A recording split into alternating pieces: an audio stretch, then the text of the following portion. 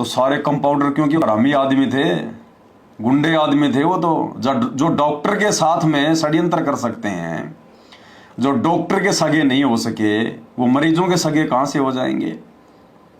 तो डॉक्टर का भाई मोहनलाल महेंद्र है, उसने पवन दास के घर पे सन 2016 में गुंडे भेजे मारने के लिए, पवन दास को मारने के लिए गुंडे भेजे, और वो भी सारनामी गुंडे, बड़े बड़े कंपाउंडर। देशराज दिल्ली वाला जो श्यामली आश्रम संभालता है उत्तर प्रदेश का, देशराज वर्ल्ड कोऑर्डिनेटर।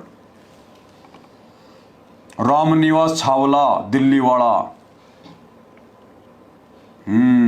बसंत सैनी जो सार नाम दे रहा है रोहतक में भक्तों को, बसंत सैनी। परवेश दिल्ली वाला, और भी 5-10 गुंडे पकड़ के लाए थे, अट्टे कट्टे 6-6 फुट के, हाथों में उनके बेसबॉल, और पवन दास के घर पे पवन दास को मारने के लिए आए। धोखे से बेचारे पवन दास को बुलवा लिया। पवन दास ने सोचा रहे अपने भगत भाई है, कोई दिक्कत नहीं, आ जाओ, बढ़िया खाना बनाएंगे, बढ़िया उनको खिलाएंगे। रास्ते में उनकी गाड़ी में बैठ गया पवन दास की, चलो भाई अपने घर पे। और पवन दास ने तो अपना भगत भाई समझ के उनके लिए साग सब्जी खरीदी रास्ते में, कि भाई 2 भगत भाई हैं, चलो कोई दिक्कत नहीं, परमात्मा की दया से भंडारा वंडारा बना लेंगे इनका, है कि नहीं। तो पवन दास ने रास्ते से ही अपने भगत भाइयों के लिए साग सब्जी वगैरह खरीद ली। अब वो ले गए पवन दास अपने घर पे उनको। पवन दास ने अपने बच्चों को जाके साग सब्जी दे दी कि भाई अपने भगत भाई आए, परमात्मा के बच्चे हैं, अपना फर्ज बनता है, ये कोई बातचीत करने आए हैं, समझने समझाने आए हैं, कोई दिक्कत नहीं। बीच में किसी ऐसे आदमी को डाल दिया उन्होंने जिसके ऊपर मैं विश्वास करता था, डॉक्टर रामेश्वर जांगिड़ जोधपुर वाला। वो तो वैसे भी डॉक्टर है, वो नशा मुक्ति केंद्र चलाता है। तो पवन दास तो उसके विश्वास में आ गया कि अपना भगत भाई है, कोई दिक्कत नहीं।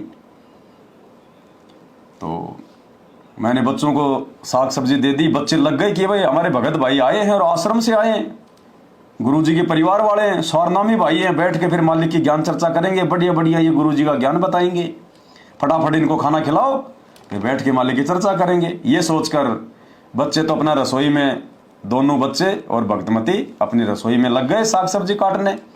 दास उन 2 भगत भाइयों को लेके, उन 2 कंपाउंडरों को लेकर बराबर में जो कमरा था रसोई के, वहां बैठ गया। आपस में बातचीत होने लगी, बच्चों ने चाय बना दी, चाय लेके आए, 2016 की बात है, उस समय चाय पिया करते थे। तो उन्होंने चाय नहीं पी। मैं कोई बात नहीं भाई, अब मैंने इतना भी दिमाग नहीं लगाया कि चाय नहीं पी रहे तो खाना कहां से खाएंगे, क्योंकि भगत तो सीधा साधा होता है, बेचारा भगत तो भोला होता है, भगत के मन में कोई दोष नहीं होता है, और जिसके मन में दोष होता है फिर वो भगत नहीं होता। अब 10-15 मिनट बातचीत हम करते रहे उन कंपाउंडरों से, देशराज जी दिल्ली वाले से, इनके वर्ल्ड कोऑर्डिनेटर से। अब बात जब इनकी नहीं बनी कि ज्ञान आधार से हम इस पवन दास को नहीं हरा पा रहे, इसकी कोई भी बात का जवाब नहीं दे पा रहे, तो वर्ल्ड कोऑर्डिनेटर देशराज जी जो है वहां से उठ के बाहर गए मोबाइल पे बात करते हुए, और उन्होंने पवन दास के मकान की लोकेशन भेज दी। दूसरी गाड़ी वहीं खड़ी थी आसपास, जिसमें 8-10 गुंडे थे, लठ वगैरह लेके, बेसबॉल लेके। 5 मिनट में दूसरी गाड़ी आ गई। अब वो तो जितने भी गुंडे थे, जितने भी सारनामी थे, उन्होंने तो ना कोई परमात्मा का कोई दरबार देखा, परमात्मा के दरबार से जूते जाते चप्पल चुप्पल पहन के लठ वाठ लेके सारे आ गए अंदर। अब मैं तो हक्का बक्का रह गया, मैंने कहा भाई ये क्या। इतने में तो आके मेरे साथ में पवन दास को धै धड़ाधड़, कोई बेसबॉल की मार रहा है, कोई हाथ से मार रहा है, कोई लातों से मार रहा है। बच्चे चिल्लाने लगे। तो वर्ल्ड कोऑर्डिनेटर देशराज ने, जो श्यामली आश्रम संभालता है उत्तर प्रदेश का, उसने रसोई का गेट बंद कर दिया, तीनों बच्चों को अंदर धक्का मार के बंद किया। बोला अगर मुंह से आवाज आई तो जान से मार देंगे।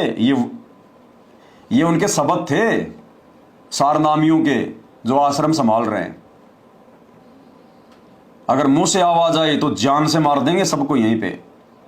और जितना उन्होंने मारना था अपने हिसाब से। अब पवन दास तो बेचारा वैसे ही हाथ नहीं उठाता, चाहे कोई बच्चा ही क्यों ना मारे, क्योंकि मालिक का ज्ञान यही कहता कि बेटा अगर तू पहलवान है और अगर कोई छोटा बच्चा भी अगर तुझे गाली दे रहा है, तुझे मार पिटाई कर रहा है, तो तूने उसका सामना नहीं करना, बिल्कुल भी बालक समझ के। तो पवन दास तो वैसे भी हाथ नहीं उठाता। अब वहां तो 8-10 गुंडे 6-6 फुट के, पवन दास तो वैसे बेचारा कहाँ हाथ उठाए। अब पवन दास तो धरती पे पड़ा है यार, कोई लात मार रहा है, कोई पेट में, कोई कमर में, कोई बेसबॉल मार रहा है, कोई लकड़ी से मार रहा है। यानी अपने हिसाब से उन्होंने ये सोचा कि इसके हाथ पैर टूट गए, अब निकल लो यहां से। फिर वो 10-15 मिनट बाद में जब ढंग से उनके पसीने आ गए, तब वहां से वो मकान से निकल गए। एक वीडियो दिखा देता हूं मैं आप सभी भगत भाई बहनों को। जो नए भाई हैं शायद उनको नहीं पता इन बातों का, बड़े उनको गुमराह कर रखा है। भाई और बहनों, आने वाले समय में आपको पता चलेगा गुरुजी का परिवार, गुरुजी के बेटा बेटी, गुरुजी का भाई, गुरुजी के रिश्तेदार, ये बड़े बड़े सारनामी, ये कोऑर्डिनेटर, भाई और बहनों, ये राक्षस हैं, राक्षस। ये गुंडे हैं, गुंडे। मैं सरेआम कहता हूं, सरेआम। सोशल मीडिया पर 8 साल हो गई, इन्होंने जो मेरे साथ में करना था इन्होंने कर लिया। इन्होंने जान से मारने की पूरी कोशिशें कर ली, लेकिन ये पवन दास का बाल भी बांका नहीं कर पाए, बाल भी बांका। अंत में इन्होंने मुकदमा भी देख लिया करके, जेल भी भिजवा के देख लिया, लेकिन जिसके सिर पे सतगुरु का हाथ होता है ना, उसका कोई बाल बांका नहीं कर सकता, बाल भी बांका। ये तो वीडियो आपको दिखाता हूं, जिसमें आपको मारपीट के निशान भी दिखाऊंगा, कैसे ये दास को बिल्कुल अपने तरफ से अधमरा सा करके गए थे। छोड़ सतगुरु रामपाल जी महाराज जी की जय हो। परमात्मा की सही क्या हुआ था ये करीब पुणात्मा आज 2-3 दिन से यहाँ बैठे हैं ये लोग। दास के पास में जो परवेश भगत है एक दिल्ली वाला, क्लिप ले रहे हैं, उसका दास के पास में फोन आया था 2 दिन पहले कि हम आपसे जयपुर में मिलना चाहते हैं, हम आपसे मीटिंग करना चाहते हैं, और आप ये जो बरवाला कांड की जो सच्चाई की जो पुस्तक आपने छापी है, जो कलयुगी भाई की साजिश बरवाला कांड, इसको आप भक्तों में बांटना बंद कर दो और आप जाके एक बार आप गुरुजी से मिल लो, हम आपको गुरुजी के पास में लेके चलेंगे। दास ने उनको मना कर दिया कि मेरे परमात्मा ने मुझे सारे सबूत मुझे दे रखे हैं, मुझे केवल उन सबूतों के आधार से मुझे केवल सच्चाई पे चलना है। तो उसके बाद में दास ने उनसे जमुल के मिलने की परमिशन नहीं दी। फिर इन्होंने क्या किया कि जोधपुर से डॉक्टर रामेश्वर भगत जी हैं, जो कि मतलब डॉक्टर हैं, नशा मुक्ति केंद्र वहाँ पे वो चलाते हैं। इन्होंने उन भगत जियों को जो मतलब मोहरा बनाया कि हम डॉक्टर भगत जी को बीच में डाल के हम पवन से हम जयपुर में हम मिलें। तो फिर जो परवेश था दिल्ली वाला, उसने डॉक्टर रामेश्वर जांगड़ जी जो जोधपुर से हैं उनको फोन किया, उनको जयपुर बुलाया। और पहले ये लोग आए, खाली जो मतलब 3 आदमी थे, परवेश दिल्ली वाला और देशराज दिल्ली वाला, जो जो जो मतलब कि महेंद्र उर्फ जो मतलब मोहनलाल है, उसका खास आदमी है, राइट हैंड है वो। और डॉक्टर भगत जी को लेके और शिफ्ट गाड़ी में ये तीनों आए। डॉक्टर भगत जी का फोन आया, दास ने कहा कि भगत जी आप दास के मतलब घर पे आ जाओ, यहीं पे उन भाइयों का भंडारा भी हो जाएगा। तो डॉक्टर भगत जी उनको यहाँ लेके आ गए, दास मार्केट से सब्जी वगैरह लेके आ गए उनके साथ में। वहाँ आए, बैठे, परमात्मा ने मतलब उनको चाय पिलवाई। उसके बाद में भक्तमती उनके लिए भंडारा तैयार करने लग गई और हम तीनों की आपस में बातचीत होनी शुरू हो गई। वो दास को सबूतों के आधार से कन्विंस नहीं कर पाए। अंत में देशराज भगत जी 10-15 मिनट बाद में यहाँ से उठ के बाहर चले गए। बाहर जाके उन्होंने कुछ मतलब फोन वगैरह किया। उसके बाद में एक गाड़ी DL नंबर की और आई। गाड़ी का नंबर हम लोग जो मतलब देख नहीं पाए हम, खाली मतलब DL ही मतलब जो मतलब भगत जी बता रहे कि भगत जी ने देखा था कि खाली मतलब DL नंबर तक मुझे ध्यान है। और वो लोग यहाँ आए, उस गाड़ी में 5-6 लोग और आए तकरीबन। सारे लोग हथियारों से लैस थे, बेसबॉल, रोड और हॉकी थी उनके पास में। सारे लोग मतलब कि जूतू समेत मालिक के दरबार में यहाँ अंदर आ गए। और आते ही सबसे पहले उन्होंने दास को थप्पड़ मारा। थप्पड़ मारने के बाद में जितने भी जो लोग थे सबने दास के ऊपर ताबड़तोड़ हमला कर दिया। तकरीबन 7-8 मिनट तक उन्होंने दास को हॉकी, बेसबॉल और रोड से जो मतलब नीचे पटक के उन्होंने दास को बुरी तरीके से मारा है। आज बंदी छोड़ का पंजा दास के हाथ पे था, वरना पुण्यात्माओं जिस तरीके से वो दास को मार रहे थे, जो मतलब भैंसा नहीं बच पाता, भैंसा भी उनकी मार से मर जाता, लेकिन साहिब की दया थी। और बीच में जो अपने जो डॉक्टर भगत जी हैं उन्होंने दास का बीच बचाव किया, नहीं तो वरना स्टूल उठा के वो लोग दास के जो सर पे भी जो है मारने की पूरी कोशिश कर रहे थे वो लोग। अब दास आप जी को थोड़ा सा पुण्यात्माओं दिखाना चाहेगा कि कहाँ कहाँ दास के जो है मतलब बेसबॉल वगैरह से जो चोटें आई है। पुण्यात्माओं यहाँ उन लोगों ने मारा है, पीछे कुछ हो सकता है पीठ पे भी दास की चोटें पड़ी हों। दूसरा इस तरफ यहाँ पे उन्होंने पूरा दास को बेसबॉल वगैरह से मारा है। नीचे भी लो। और उसके बाद में यहाँ देखिए पुण्यात्माओं, ये पैर दास का यहाँ से सूज रहा है, ये थोड़ा सा ऊपर ले बैठा, हाँ ऐसे यहाँ से इन्होंने किया है अच्छी तरीके से बेसबॉल से। उसके बाद में यहाँ पे इन लोगों ने मारा है, जहाँ जहाँ उनको मन में आया उस तरीके से पुण्यात्माओं उन लोगों ने दास के साथ में जानवर जैसा व्यवहार किया है। और जो डॉक्टर भगत जी हैं, आप देखिए उनका भी मतलब होठ जो है ऊपर से टूटा हुआ है, उनके भी वहां पे चोट आई मतलब बचाव के दौरान। इधर लगे हुए पुण्यात्माओं, आप सभी मालिक के पुण्यात्माओं से दास की प्रार्थना है, ये सत्का मार्ग है। हमें इस मनवस जो मैनेजमेंट है उसकी किसी भी प्रकार की गिदड़ बबकी से हमें बिल्कुल नहीं डरना है। परमात्मा का मार्ग सत्य का है पुण्यात्माओं, विश्वास रखना, यकीन रखना, अंत में जीत सत्य की होगी। सत्य को परेशानी से गुजरना पड़ता है, उसको कसौटियों से गुजरना पड़ता है।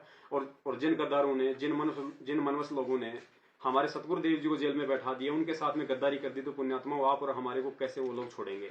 और इसका नमूना आप जी ने अच्छी तरीके से देख लिया है। परमात्मा दया करें, दास अभी थाने में जाके FIR करके आ गया है, क्योंकि इन लोगों ने भक्तमती को और दास के बच्चों को एक अलग से कमरे में जो कि बंद कर दिया था और उनको धमकी दी थी कि यदि आवाज निकाली तो हमारे से बुरा कोई नहीं होगा, जान से मार देंगे। उसके बाद में ये लोग दास के ऊपर हमला करने लगे।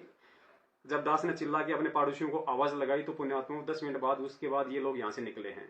और दास अभी थाने में जाके डॉक्टर भगत जी के साथ में FIR करके आ गया है। सुबह दास का मेडिकल होगा, उसके बाद जैसे परमात्मा दया करें तो दास की सर्वसंगत से हाथ जोड़कर प्रार्थना है पुण्यात्माओं, ये सत्का मार्ग है।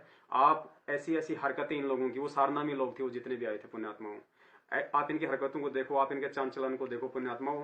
हमें केवल सच्चाई की जो मार्ग पर चलना है। आप जी से निवेदन है, किसी भी तरीके से तन मन धन से आप इन मनवश लोगों का सहयोग जो बिल्कुल ना करें पुण्यात्माओं। हमारा यही पैसा और हमारा यही शारीरिक सहयोग गुरु जी को फंसाने में ये लोग काम में ले रहे हैं उल्टा। जैसे आपकी मर्जी, जैसे आपको परमात्मा प्रेरणा करें। दास परमात्मा कुत्ता है, कुत्ते का काम पुण्यात्मा केवल भौंकना है, संदेश देना है। दास सतगुरुदेव जी के आशीर्वाद से जब तक दास के प्राण है पुण्यात्मा, दास ही सत्य भक्ति मार्ग से बिल्कुल नहीं हटेगा। क्योंकि परमात्मा ने दास को समझा रखा है कि बेटा तुमने तो क्या कुर्बानियां दी है, तुम क्या कुर्बानियां दे सकते हो। पहले जो पुण्य आत्माएं थी, जो मंसूर जैसी थी, जो ईसा मसीह जैसे थे पुण्यात्मा, उनका तो शरीर का कतरा कतरा उन मनवस लोगों ने काट फेंका था, लेकिन उन्होंने कभी उन्होंने जो मतलब सत्य के साथ में रहे, झूठ के आगे कभी वो झुके नहीं। तो पुण्यात्मा हम तो असली बंदी छोड़ के बच्चे हैं और साक्षात परमात्मा ने अपने शरण में लिया है। तो दया करें पुण्यात्मा, जैसा आप जी को प्रेरणा करें आप जी वैसा करें। सत साहिब जय वो बंदी छोड़ की। तो इन कंपाउंडरों ने मिलके बड़ी बेरहमी से मारा पीटा, पूरा प्रयास किया। इन्होंने अपनी छोटी सोच आधार से सोचा कि डॉक्टर को तो हॉस्पिटल में हमने बाहर कर दिया, डॉक्टर को तो हमने जेल भेज दिया, अब हमारा धंधा बढ़िया चलेगा। अब ये नया कंपाउंडर कौन खड़ा हो गया संगत में, डॉक्टर की पैरवी करने वाला, डॉक्टर के पक्ष में बोलने वाला, हमारे पाखंड की पोल खोलने वाला। तो इन्होंने पूरी कोशिश करी कि कोई भी हमारे खिलाफ मुंह ना खोले, कोई भी, और जो भी मुंह खोलेगा उसका हम यही हाल करेंगे। उसके बाद हम लोग जा जाकर संगत को ये सच्चाई बताने लगे, संगत को जा जाकर हम ये सच्चाई समझाने लगे, दूर दूर जाकर। एक बार हम लोग मध्य प्रदेश गए हुए थे यही सारी सच्चाई संगत को बताने के लिए कि किस प्रकार से आप लोगों को लूटा जा रहा है, आप लोगों का जीवन बर्बाद किया जा रहा है, आप लोगों की मर्यादाएं तोड़वाई जा चुकी हैं। समझ जाओ समय रहते, अन्यथा आने वाले समय में पछताने का भी मौका नहीं मिलेगा, पछताने का भी। तो मध्य प्रदेश में हम लोग गए हुए थे और मध्य प्रदेश में हम लोग संगत को बैठ के समझा रहे थे 2016 लास्ट में। मध्य प्रदेश का सबसे बड़े वाला कंपाउंडर विष्णु साहू, विष्णु तेली, शकल से ही गुंडा नजर आता है, 2 गाड़ियां भर के लेके आ गया तलवार से, लठों से, और वहां पे दास को जो है जानवरों की तरह मारने लगे। जहां मन में आया उन्होंने जो है लठ मारा। एक लठ तो बाल बाल बच गया, मेरे सिर पे नहीं लगा, नहीं तो ये बचे कुचे बाल भी सारे उड़ जाते उस समय। लेकिन मालिक के दिया वो लठ यहां ना लग के यहां लग गया। और फिर उन्होंने देखा आज मारना है इसको, एक गया दौड़ के, बोले मैं तलवार लेके आता हूं तलवार। अब पवन दास ने सोचा पवन दास निकल ले, क्या तू तलवार का इंतजार कर रहा है? तलवार आई उससे पहले निकल ले यहां से। तो पवन दास तो मार के धक्का मुक्की वहां से निकल लिया, मालिक कहते यहां से। तो आपको दिखाता हूं वीडियो, वो रिकॉर्ड हो गया वहां पे, वो वीडियो मालिक के दया से रिकॉर्ड हो गया। जब मैं मारा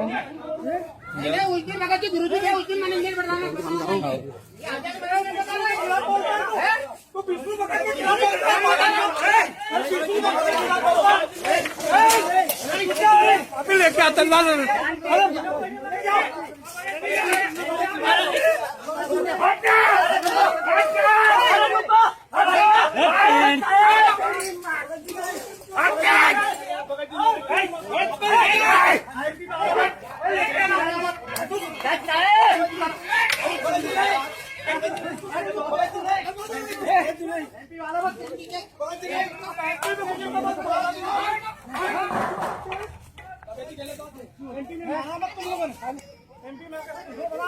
तो भाई और बहनों, ये राक्षस हैं ये लोग, आप इनको भगत मत समझो। अभी आप नए नए जुड़े हो संत रामपाल जी से, आप लोगों को कुछ नहीं पता कितनी बड़ी ये गुंडा पार्टी है। संत रामपाल जी का परिवार, उनके बेटा बेटी, भाई बंधु रिश्तेदार, ये कितने बड़े ये बदमाश है, ये गुंडे हैं ये तो सतगुरु रामपाल जी भगवान का पंजा है जो ये दास इन मगरमच्छों से, आप संगत वाले भाई बहनों को जगाने के लिए इन मगरमच्छों की छाती पे बैठ के मूंग जो है वो दाल दल रहा है। तालाब में एक छोटी सी मछली मगरमच्छों के नाक पे बैठ के उनका जीना आराम कर रही है। ये मछली की औकात नहीं है, ये सतगुरु रामपाल जी भगवान की दया है जो परमात्मा ने इन मगरमच्छों की छाती पे बैठाकर इनको परेशान कर रखा। इनका धंधा सफल नहीं हो पा रहा। ये गुरुदेव की विशेष रया। और गालियां तो क्या सुनाऊं आपको, माता बहनें भी लाइव देखती हैं। आप ये कहोगे कि भगत जी ये गालियां तो कोई शराब पीकर कोई गुंडे से गुंडा, मवाली से मवाली आदमी भी नहीं निकाल सकता। और ये भगत होके, सारनामी होके, गुरु जी का भाई होके, गुरु जी का भतीजा होकर ऐसी ऐसी माँ बहन की गालियां, आप लोगों के कानों के पर्दे फट जाएंगे। तो ये बातें जब कुछ सत्सेवकों को पता चली, उन्होंने संगत को जगाना शुरू किया। ऑफर भी बहुत दिए गए, लेकिन भाई तुम्हारे ऑफर के आगे हम बिकने वाले नहीं हैं।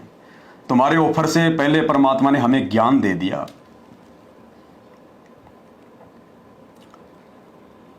तो कहने लगे आओ आश्रम में, आओ आश्रम में, आओ आश्रम में। अब गए भाई आश्रम में कि भाई देखते हैं, क्या पता भाई हो सकता भाई डॉक्टर जी का कोई आदेश हो। तो गए आश्रम में। अब आश्रम में देखा, ओ हो, हमें तो पेट में दर्द था, डॉक्टर साहब ने तो पेट की दवाई दी थी हैं, और ये तो जो है कान के दर्द की दवाई दे रहे हैं। अरे डॉक्टर साहब ने तो जाने से पहले कहा था कि बेटा राजनीति का, इस भक्ति का हमारा 36 का आंकड़ा है, भगत ने राजनीति नहीं करनी चाहिए, भगत ने कोई मतलब नहीं है कोई राजनेता जीत रहा हार रहा है, हमने किसी का सपोर्ट नहीं करना, हमने अपनी भक्ति करनी है, राजनेता अपना काम करेंगे। तो डॉक्टर ने तो दवाई दी पेट की, और आश्रमों में जाके देखा वहां तो कभी तो बीजेपी वाली दवाई दे रहे हैं, कभी कांग्रेस वाली दवाई दे रहे हैं। डॉक्टर के बिल्कुल दवाइयों के खिलाफ काम हो रहा है। डॉक्टर ने कहा था कि बच्चों आपने कभी किसी कुपात्र को दान नहीं देना, और वहां देखा हमने वो कंपाउंडर तो ओए होए, उन कंपाउंडरों ने तो जाट आरक्षण में 11-11 लाख रुपए का चंदा उन कुपात्रों को दे दिया। राजस्थान के गैंगस्टर आनंदपाल सिंह की सीबीआई जांच के समर्थन में भक्तों को इकट्ठा कर दिया, 5-5 लाख रुपए का दान दे दिया। सरेआम डॉक्टर की मर्यादाओं के खिलाफ, डॉक्टर की दवाई के खिलाफ काम हो रहा है। और डॉक्टर तो मरीज को खून चढ़ाता है, और इन कंपाउंडरों ने तो डॉक्टर के नाम पे बेचारे मरीजों का खून निकालना शुरू कर दिया। रक्तदान रक्तदान रक्तदान, और फिर उस खून को प्राइवेट हॉस्पिटल में ऊंचे पैसों पे बेचो। सारा टोटल डॉक्टर की दवाइयों के खिलाफ दवाई दी जा रही है।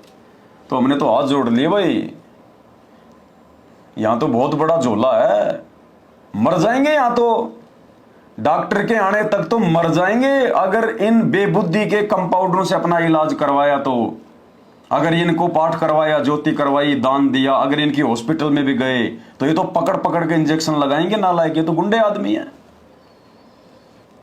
तो परमात्मा ने मेहर बख्शी, गुरुदेव ने दया बख्शी, और धीरे धीरे धीरे धीरे वो समझदार भगत इतनी संख्या में हो गए, इतनी संख्या में हो गए, आज ये परेशान है, आज ये परेशान है। और फिर 2020 में डॉक्टर ने जेल से एक 9 पेज का लेटर भेजा, और उसमें डॉक्टर ने बिल्कुल क्लियर कर दिया कि मेरा परिवार काल का दूत है, मेरा परिवार मुझे डॉक्टर नहीं मानता, और जो मेरे सत्सेवक बच्चे हैं वो ज्ञान आधार से चल रहे हैं, वो सत्सेवक मुझे कबीर मानते हैं, मुझे वो कबीर मानते हैं, और ये मेरे परिवार वाले, ये कंपाउंडर मुझे रामपाल मानते हैं। रामपाल मानने में और कबीर मानने में रात दिन का अंतर है। डॉक्टर ने हमारे को हिम्मत दे दी उस लेटर के माध्यम से कि बेटो मैं अंतर्यामी हूं, और मैंने जो तुम्हें कहना था वो मैंने तुम्हें कह दिया इस लेटर में। तुम सत्सेवक मेरी जान हो, मेरी आत्मा हो, मेरे ज्ञान आधारी बच्चे हो, मैं सदा तुम्हारे साथ में रहूंगा। और अब लीला का दूसरा दौर चलेगा 2020 के बाद। मेरे से जबरदस्ती मेरे को आम व्यक्ति समझकर तुम्हारे प्रति जहर जो है मतलब जहर उगलवाया जाएगा, तुम्हारे को गुरुद्रोही घोषित करवाया जाएगा, तुम्हारे खिलाफ पता नहीं ऑडियो निकलवाई जाएंगी, वीडियो निकलवाई जाएंगी। वो मेरी लीला का एक हिस्सा होगा, संगत की वो परीक्षा होगी। लेकिन मैंने तुम्हें ये लेटर पहले दे दिया कि आगे मैं जो मर्जी बोलूं तुम्हें उस बातों पे ध्यान नहीं देना, मेरी नजरों में तुम क्या हो मैंने इस लेटर में तुम्हें बता दिया।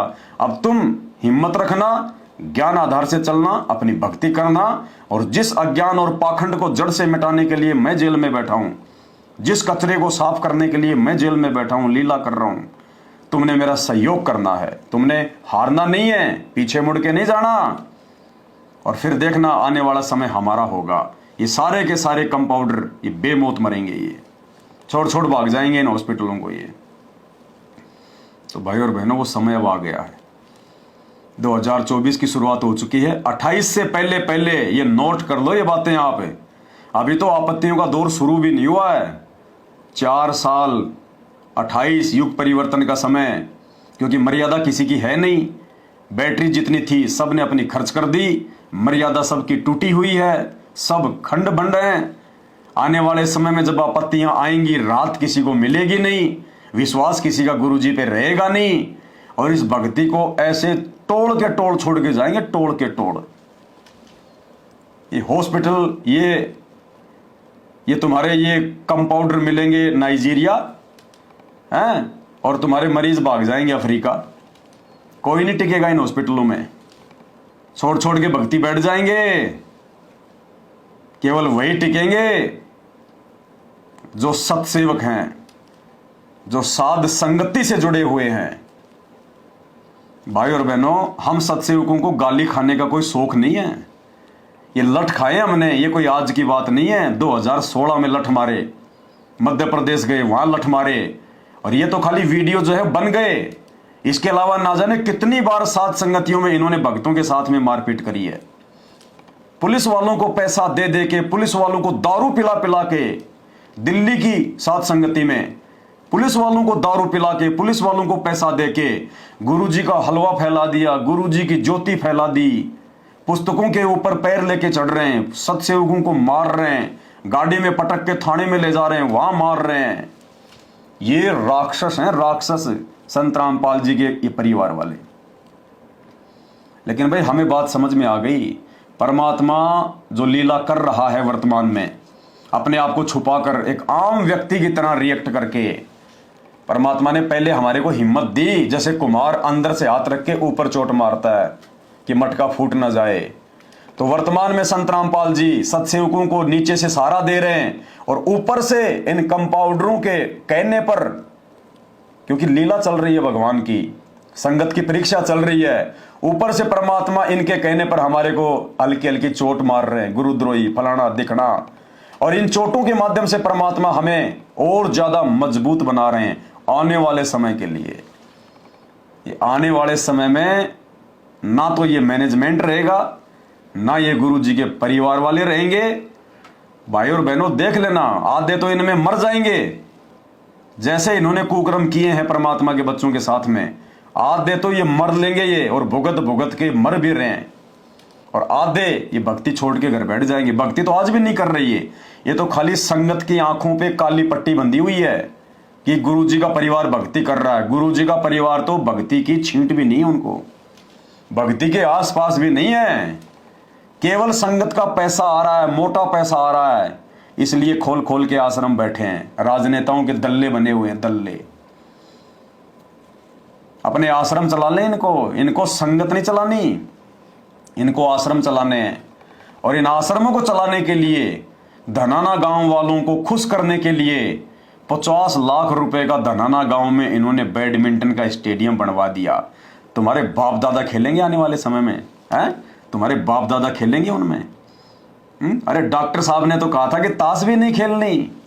कोई ताश खेल रहा है उसके साथ में बैठना भी नहीं है। संत रामपाल जी का तो ये नियम है कि जो भगत होगा वो भक्ति करेगा। ताश वालों के पास बैठ के तुझे क्या मिलेगा? उल्टी सीधी बातें मिलेंगी।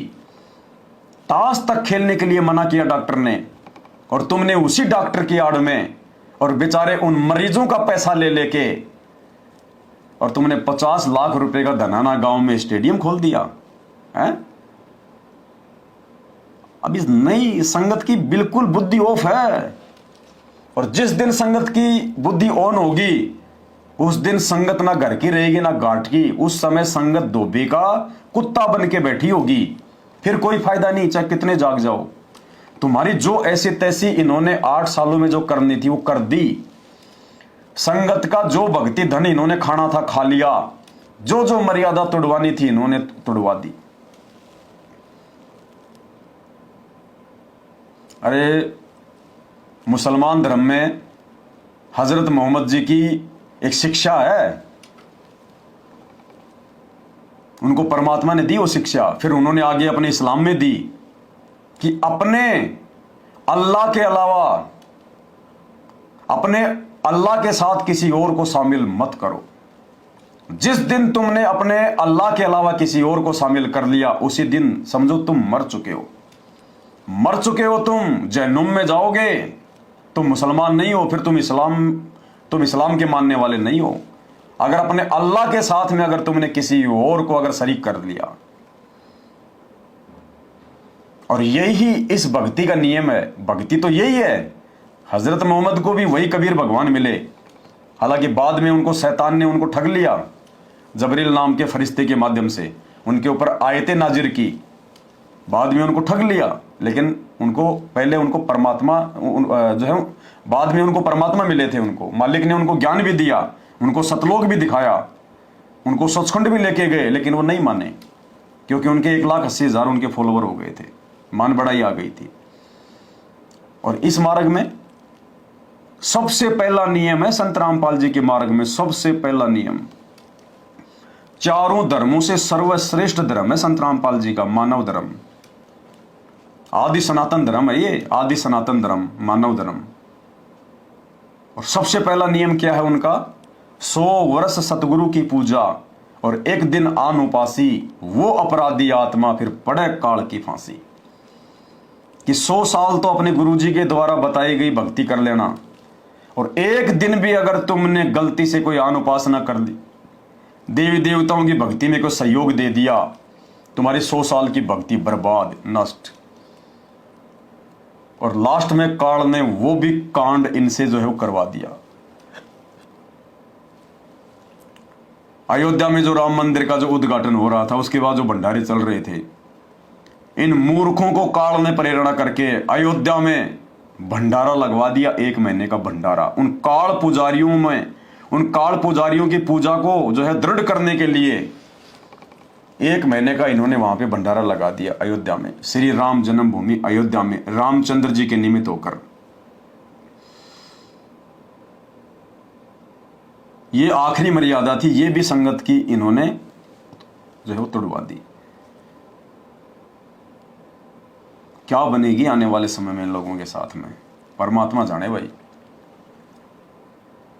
भाई और बहनों, आप और हम सत्सेवकों के ऊपर बहुत बड़ी मेहर है, गुरु जी की बहुत बड़ी दया है।